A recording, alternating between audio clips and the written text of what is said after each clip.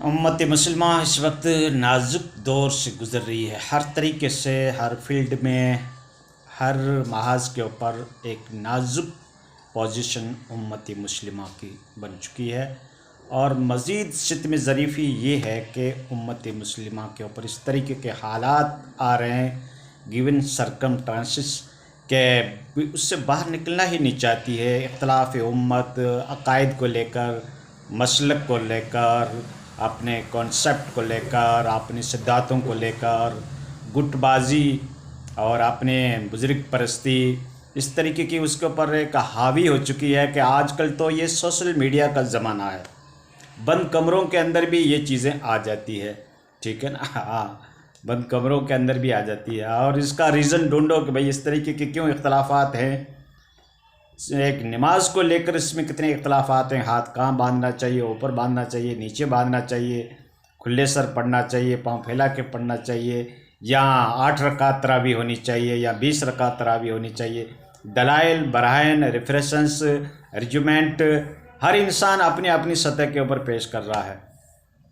لیکن دوستو یہ اختلاف کے اندر جو یہ مسائل اتپن ہوتے ہیں، ایسی سچویشن کریٹ ہوتی ہے، تو پھر کیا ہے کہ ہمارا جو نوجوان طبقہ ہے خصوصاً وہ ایک تشویش کے اندر مبتلا ہو جاتا ہے کہ ایک عجیب سی کش مکش میں آ جاتا ہے کہ ہم کس بات کو ایکسیپٹیبل کریں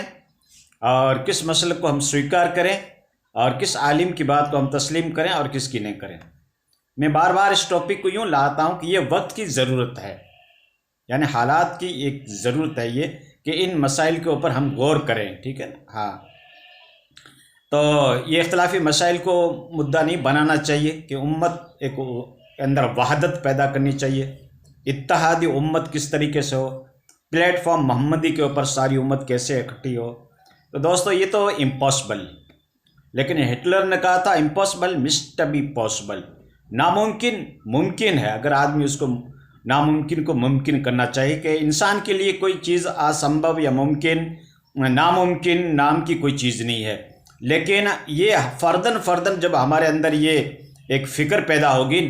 اتحادی امت کی، ایک پلیٹ فارم محمدی پہ لانے کی، امت کو متحد کرنے کی، یونائٹڈ روپ سے ہم امت کو اگر دیکھنا چاہیں، اس میں انٹیگریشن کس طریقے سے پیدا ہو، اتحاد کس طریقے سے پیدا ہو، آبجیکٹیو ہمارا ایک ہی ہونا چاہیے، مقصد ہمارا صرف ایک ہی ہونا چاہیے کہ امت محمد ایک پلیٹ فارم محمدی پہ کیسے آئے۔ یہ فروعی مسائل ہیں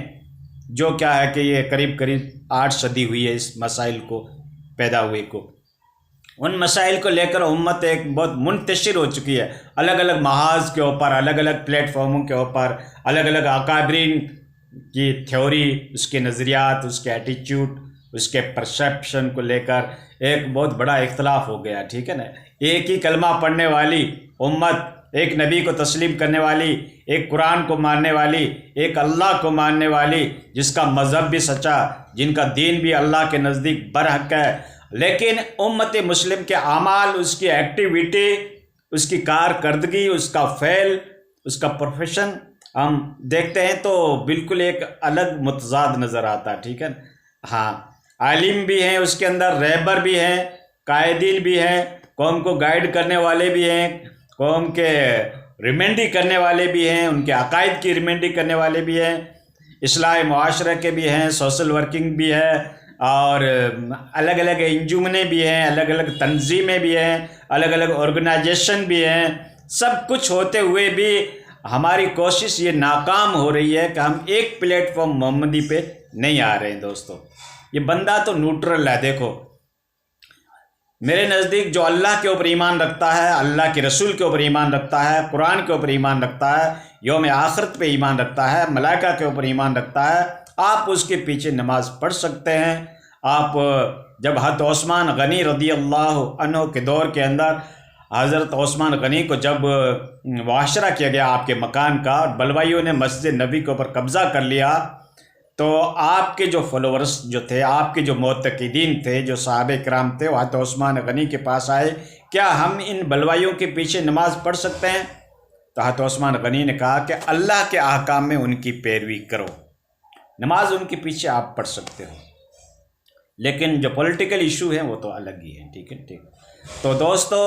حضرت عثمان غنی نے بلوائیوں کے پیچھے جو حضرت عثمان کو قتل کرنے کے لیے آئے تھے ان کے پیچھے بھی پڑھنے کا حکم دیا. اور ہمارے عالموں کا ایٹیچیوڈ دیکھیے، ان کے فتوے دیکھیے، ان کے رویے دیکھیے، یہ کہتے ہیں کہ ایک دوسرے کے پیچھے نماز نہیں ہوتی، یہاں تک کہ کفر کے فتوے لگا دیے. اتنا تشدد، اتنی شدت، اور کسی کے یہاں حدت، کسی کے یہاں شدت، یہ پائی جاتی ہے. ٹھیک ہے. ہاں، اب ہم کیسے امید لگائیں کہ یہ قوم سدھر سکتی ہے؟ ہم کیسے ہائپ فل بن سکتے ہیں؟ کس طریقے سے ہم امید کو قائم کر سکتے ہیں کہ یہ امت جو ہے یہ متحد ہو جائے گی؟ بس ہم تمنا ہی کر سکتے ہیں دوستو. اختلاف تو صحابہ کرام کے بارے میں بھی رہا، لیکن ان کا اجتہادی اختلاف تھا،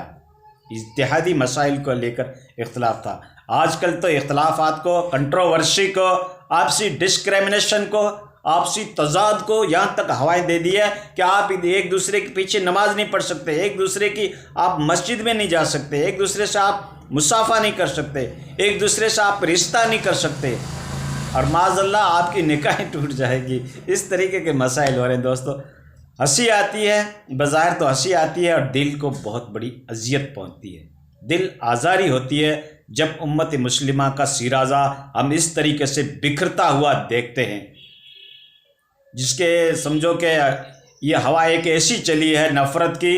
تعصب بازی کی، فرقہ پرستی کی، کہ انہوں نے سارے درخت کے پتوں کو بکھیر دیا ہے، ساری امت مسلمہ کے سرازے کو بکھیر دیا. دوستو، دیگر اقوام جب کلام پاک کی اسٹڈی کرتی ہے، ہمارے وہ بھائی جو اسلام کے اندر انٹر ہونا چاہتے ہیں، اسلام کو سویکار کرنا چاہتے ہیں، اسلام کو ایکسیپٹیبل کرنا چاہتے ہیں، قرآن کا ادھین کرتے ہیں، تب تو ان کا رجوع اسلام کی طرف ہو جاتا ہے، ان کا دل اسلام کی طرف مائل ہو جاتا ہے، آکرشت ہو جاتا ہے کہ میں یہ سچے مذہب کو تسلیم کروں، جس میں کیا ہے کہ ایک ہی صف میں کھڑے ہو گئے محمود و ایاز، نہ کوئی بندہ رہا نہ کوئی بندہ نواز، جس میں ایکوالٹی ہے، جس میں برابری ہے، جس میں اونچ نیچ کچھ نہیں ہے. ٹھیک ہے نا؟ کلمہ پڑھا وہ تمہارا بھائی ہے، اللہ کے نزدیک تو مکرم اور معزز اور عزت ماب وہ شخصیت ہے جو تقوی کو اختیار کرتا ہے. کلام پاک میں تو یہ بتایا گیا ہے، کلام پاک میں یہ بتایا گیا ہے کہ اللہ کی رسی کو آپ مضبوطی کے ساتھ پکڑ لو اور فرقوں میں مت بٹو. تو اللہ کے کلام میں تو یہ تعلیم دی گئی ہے. اللہ کے نبی صلی اللہ علیہ وسلم نے کہا کہ تم ایک امت واحد کی طرح ہو، یک بدن کی طرح ہو. باڈی کے اگر کسی حصے کو اگر تکلیف پہنچتی ہے تو پورا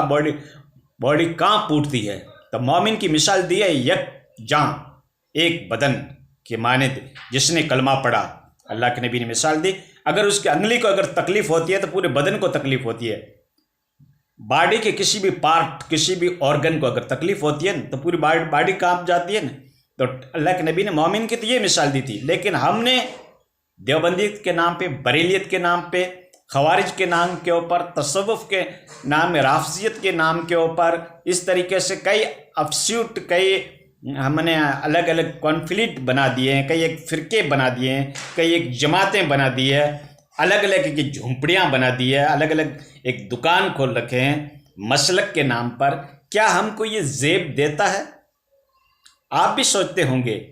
آپ کو بھی اللہ نے اتنی عقل دی ہوگی، کیونکہ آج کل کا انسان تو بڑا انٹیلیکچول ہے، بڑا گیانی ہے، علم ہے، ایجوکیٹڈ زمانہ ہے، ترقی کا دور ہے. لوگوں نے تو زمین آسمان کو کھنگال ڈالا ہے، چاند اور سورج کا انہوں نے سرچ کر ڈالی ہے، انالائز کر ڈالی ہے. تو آج کل کا آدمی تو بڑا بدھی جیوی ہے، بچہ پیدا ہوتی ہے ان کی نگاہیں ستاروں میں ہوتی ہے. تو آپ کو بھی اذیت ہوتی ہوگی جب آپ اس سبجیکٹ کے اوپر نگاہ ڈالتے ہوں گے، اتحاد امت کے بارے میں جب سوچتے ہوں گے کہ کلمے پڑھنے والا ہمارا بھائی کس طریقے سے ایک متحد ہو، ایک خیال ہو، ایک اس کا ایٹیچیوڈ ہو، ایک ہی اس کا آبجیکٹ ہو، اس کا ایک ہی مقصد ہو.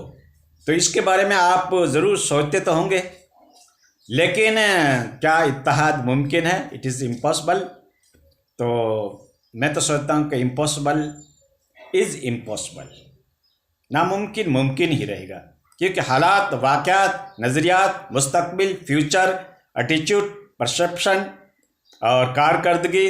ایکٹیویٹی ساری کے اوپر اگر اپنی نگاہ ڈالتے ہیں تو ذرا مشکل ضرور لگتا ہے، لیکن ناممکن نہیں ہوگا انشاءاللہ العزیز۔ کوشش کرو دوستو، فردن ایک ایک آدمی کے اندر یہ کوشش ہونی چاہیے کہ ہم امت مسلمہ کو ایک پلیٹ فارم محمدی پہ کیسے لے کے آئیں اپنے بھائیوں کو، ٹھیک ہے؟ ارے تمہارا کلمہ ایک ہے، تمہارا قرآن ایک ہے، تمہارا نبی ایک ہے، تمہارا کعبہ ایک ہے، تمہارا خدا ایک ہے، پھر کیوں تضاد؟ یہ فروعی مسائل کو لے کر، ٹھیک ہے، چلو اس کو عفو درگزر کر دیتے ہیں۔ یہ فروعی مسائل ہیں، چھوٹے چھوٹے مسائل ہیں، اختلاف امت رحمت۔ تو اسی پس منظر میں ہم یہ کہیں گے کہ بھائی چلو جو کچھ ہو رہا ہے وہ صحیح ہو رہا ہے، جو کچھ ہوگا وہ بھی صحیح ہوگا، ٹھیک ہے۔ اس امید کے ساتھ ہم حسن ظن رکھتے ہیں اپنی قوم کے ساتھ کہ انشاءاللہ اللہ تبارک تعالیٰ اس کو ہدایت دے گا، اللہ تعالیٰ کی اس کے اوپر شفقت ہوگی، نظر کرم ہوگی، اس کی عنایت ہوگی اللہ تعالیٰ کی، تو یہ قوم متحد ہو سکتی ہے۔ امپاسبل نہیں ہے، ناممکن نہیں ہے، ٹھیک ہے۔ ہم اس امید کے ساتھ انشاءاللہ جینے کی کوشش کریں گے، اور فردن ایک ایک ویکتی، ایک ایک آدمی کو ہم سمجھانے کی کوشش کریں گے کہ اتحاد کیسے پیدا ہو۔ ہاں، تم اپنے مسلک پہ رہتے ہوئے، اپنے مسلک کو پکڑتے ہوئے، اپنے اکابر کی پیروی کرتے ہوئے، جہاں تک امت کے مسائل آئے، جہاں تک قوم کا مسئلہ ہو، قوم کا کوئی ایشو ہو، تو اس کے بارے میں تو کم سے کم تمہیں متحد ہونا چاہیے۔ اپنے اپنے مسلک پہ رہتے ہوئے، اپنے اپنے بزرگوں کی پیروی کرتے ہوئے، جہاں پہ پوری قوم کا مسئلہ ہو، قوم کا ایشو ہو، تو وہاں پہ تو آپ کو متحد ہونا چاہیے، ٹھیک ہے نا۔ تو ہم انشاءاللہ آپ سے یہی امید کرتے ہیں کہ آپ کے جو خیالات ہیں وہ پاکیزہ بنیں گے، دل سے قدرتیں دور ہوگی، نفرتیں ختم ہوگی، بغض، عداوت، دشمنیاں، شترتا پن سے جو دل کو ہم نے ایک غلیظ بنا رکھا ہے، اس قلب کی انشاءاللہ طہارت ہوگی، اور وہ طہارت اللہ کے ذکر سے ہوگی، خدا کے خوف سے ہوگی، آخرت کے معاملات کو فیش کرنے سے ہوگی۔ دوستو، غریب غربے کے ساتھ ہمدردی کا معاملہ کرو، یتیم بیواؤں کا حق دیکھنے کی کوشش کرو، اس کا کنٹریبیوشن کرو، اس کی مدد کرو، اس کی نصرت کرو۔ ہمارے بچے تو عید کے دن نئے کپڑے پہنے، اور ہمارا پڑوسی اور یا وہ یتیم بچے ہمارے بچوں کی طرف تاکتے رہیں، تو ان کے دلوں میں کس طریقے کی حسرت ہوگی۔ ہم لذیذ کھانے، ہم لذیذ مشروبات ہم کھائیں، اور ایک یتیم بچے اس کو دیکھتے رہیں،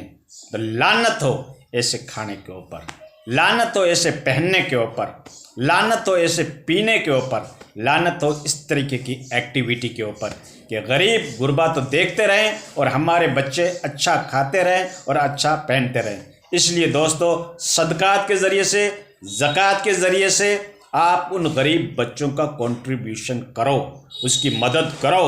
اس کی نصرت کرو، اس کی ہیلپ کرو، اس کی سہایتا کرو،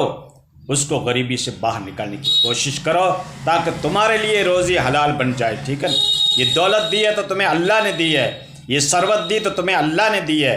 یہ ہمت، یہ توفیق، یہ پاسبلٹی، یہ مرتبہ، یہ جاہ و جلال جو کچھ تمہیں ملا ہے، یہ پد جو ملے ہیں، یہ جو دولت ملی ہے،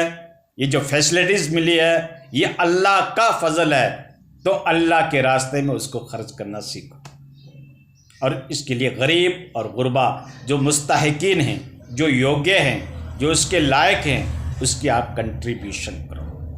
اس کی آپ مدد کرو، نصرت کرو۔ آپ کی مدد کرنے سے اگر کسی کے یہاں خوشیاں پیدا ہو جاتی ہے، کسی کے یہاں ضرورتیں پوری ہو جاتی ہے، کسی کے یہاں مقاصد حل ہو جاتے ہیں، کوئی بیچارہ پریشان اپنی پریشانی سے باہر نکلتا ہے، تو کتنا بڑا ثواب ہوگا۔ اللہ تبارک تعالیٰ ہمیں یہ اعمال کرنے کی توفیق سے نوازے۔